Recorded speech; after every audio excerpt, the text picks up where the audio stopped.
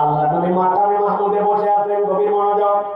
এমন এক সম্মানিত স্থান আল্লাহর দুনিয়ায় আল্লাহর কোন সৃষ্টিকে আল্লাহ দেন নাই। আল্লাহ বলছেন, নবী আপনি মাকামে মাহমুদে, আপনি ওই দিন যদি দেখতেন কিয়ামতের দিনে কি দেখতেছেন। আল্লাহ বলছেন, ওয়ালাউ তারা ইয উকিফু আলান নার, একদল লোককে হাঁকায় হাঁকায় আনা হয়েছে জাহান্নামের কাছ পর্যন্ত। আসার পরে দাঁড়ায় গেছে তারা। আল্লাহ বলছেন, তারা বলতে শুরু করছে পরে ফাকালু ইয়া লাইতানা নুআদ্দু ওয়া লা নুকাল্লিমা বিআয়াতি রাব্বিনা ওয়া নাকুনা মিনাল মুমিনিন।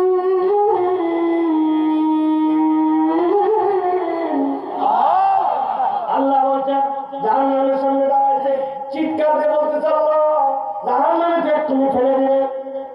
আমাদের একটুখানি কথা আছে, কি কথা?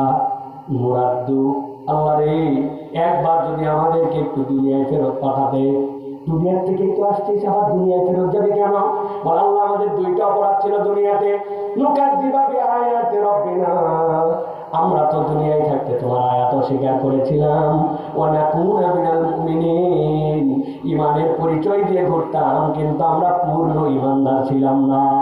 একবার দুনিয়ায় ফেরত পাঠাও, এবার তোমার আয়াতও অস্বীকার করব না, আর এইবার আল্লাহ পাঠায় দেখো আমরা পূর্ণ ঈমানদার হয়ে আসবো। আওয়াজ দিয়ে বলেন, ওই দিন যাওয়ার পরে ফেরত আসার চান্স থাকবে। অপরাধ কয়টা তাহলে? অপরাধ হচ্ছে দুইটা। আয়াত আমি অস্বীকার করি না, এখানে জিজ্ঞাসা করবো, আওয়াজ দিয়ে বলেন আল্লাহর আয়াত আমরা কি অস্বীকার করি? বলছি তো না। কিন্তু আমি যদি আপনার কাছে একে একে এখন উপস্থাপন করি, তাহলে আমাদের কিন্তু খেলা ভিন্ন রকম হবে। জুম্মার দিনে আযান হয়েছে মসজিদ থেকে, আল্লাহু আকবার আল্লাহু আকবার আল্লাহু আকবার আল্লাহু আকবার। ইযা নুদিয়া লিস-সালাতি মিন ইয়াউমিল জুমআহ ফাসাউ ইলা যিকরিল্লাহ ওয়া যারুল বাই', ব্যবসাপাতি ছেড়ে দাও, কাজ বাদ দিয়ে দাও, আল্লাহর ঘরের দিকে আসো।